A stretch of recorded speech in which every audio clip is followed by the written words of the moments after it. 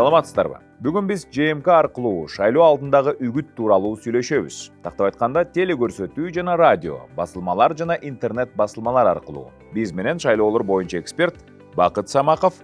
Келиңиз алгач телекөрсөтүү жана радио тууралуу сөз кылабыз. Телекөрсөтүү жана радио аркылуу шайлоо алдындагы үгүт кандай өтөт?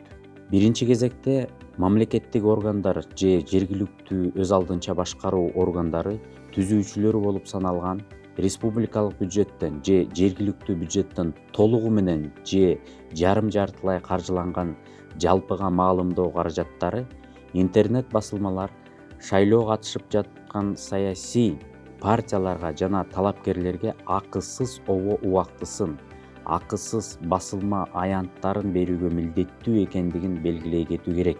Эгерде акысыз обо убактысына токтоло турган болсок, анда азыр бизде шайлоо аралаш система боюнча өтүп жаткандыгын эске алабыз.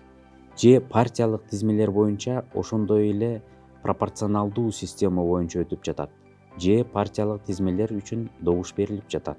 Ошондой эле мажоритардык система боюнча, башкача айтканда, бир мандаттуу шайлоо округдарында бул обо убактысынын көлөмү мыйзамда мамлекеттик теле радио уюмдарынын каналдарында саясий партиялар үчүн 1 сааттан кем эмес өлчөмдө аныкталган. Бир мандаттуу округдар боюнча талапкерлер боюнча айтсак, бул обо убактысынын көлөмдөрү 30 мүнөттөн кем эмес. Аймактык телекөрсөтүү каналдарында жарым сааттан кем эмес.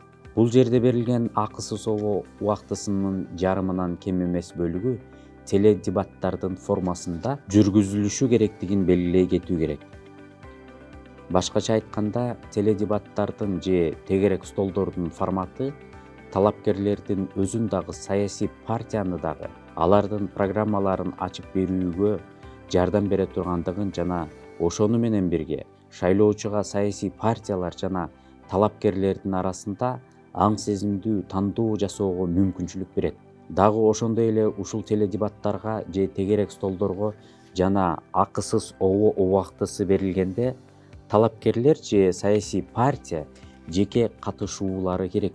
Башкача айтканда, бир мандаттуу округ боюнча талапкер өзү жеке катышууга тийиш.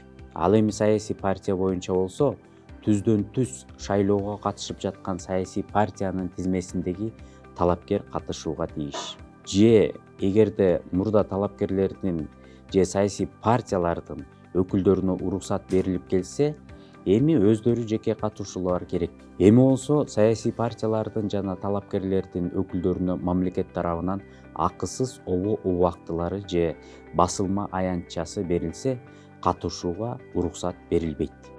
Ал эми радио боюнча кандай? Ушул эле сыяктуубу? Ооба, ушундай эле. Айтыңызчы, басылма ЖМК жана интернет басылмалар аркылуу үгүт кандай ишке ашырылат? Мен айтып өткөндөй, республикалык же жергиликтүү бюджеттен каржыланган ошол эле басылмалар мамлекеттик болуп саналышат. Алар дагы саясий партиялар үчүн жана талапкерлер үчүн А4 формасындагы бирден кем эмес басылма аянтын кайтарымсыз беришет.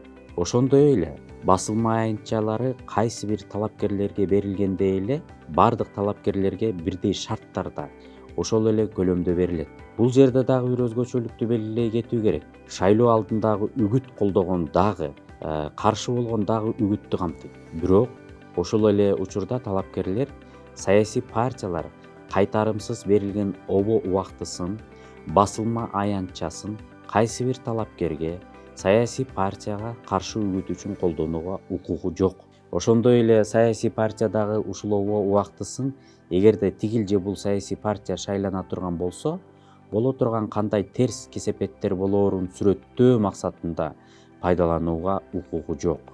Ошондой эле тигил же бул талапкерге каршы добуш берүүгө колдонууга тийиш эмес. Кайтарымсыз берилген обо убактысы боюнча ушундай чектөөлөр бар. Калган учурларда үгүттөөнүн жалпы шарттары тигил же бул саясий партия же талапкерди колдоо же ага каршы үгүт кылууга жол берет. Берген маалыматтарыңыз үчүн чоң рахмат. Биз менен шайлоолор боюнча эксперт Бакыт Самаков болду.